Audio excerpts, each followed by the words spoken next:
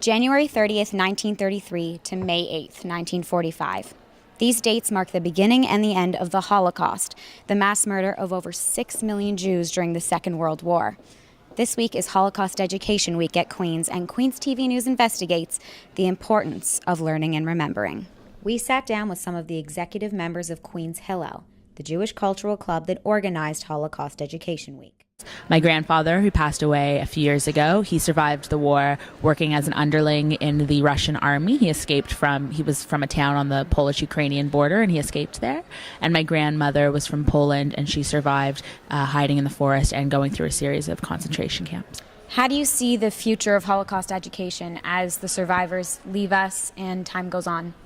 It's so important now to be preserving their stories and exposing the greater population to their stories, because they're not going to be around much longer. Talking to Holocaust survivors, reading their memoirs, it's never been more crucial. What distinguishes this year's Holocaust Education Week from previous years? We're really attempting to take Holocaust Education Week beyond just the Jewish community at Queen. Our theme, as you can see, is Mosaic of Victims, really trying to highlight not just the Jewish group of victims, but all the other groups as well. Here we are at the entrance of the Holocaust Education Week exhibit with Naomi, who's going to show us around a little bit.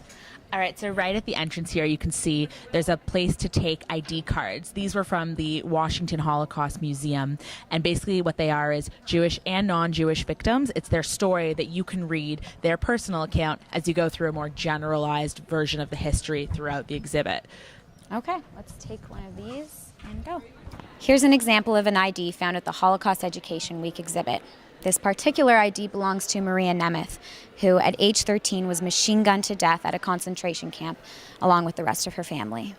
After a walk through the exhibit, we spoke to Professor Gordon Duick, who teaches a history course on the Holocaust at Queen's. Historical inquiries are all about analyses, taking a side, arguing a stance.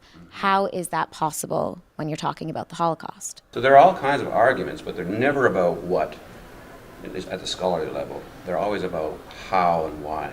And when you ask why, that leads to other questions. If you say it happened because of anti-Semitism, well then you say, well, is the Holocaust unique, and therefore you can't compare it to other genocides. Do you think that Holocaust education has the power to defeat modern-day anti-Semitism? That's a good question, and I don't think so, no. Because anti-Semitism is not based on evidence. It's based on belief, and belief is unshakable. Holocaust Education Week provides us with an opportunity to learn about the personal stories, lived experiences, miracles, and atrocities that took place 67 years ago. To learn more, visit the Mosaic of Victims exhibit at the JDUC and launch your Holocaust education today. This has been Jordan Benatar reporting for Queen's TV News.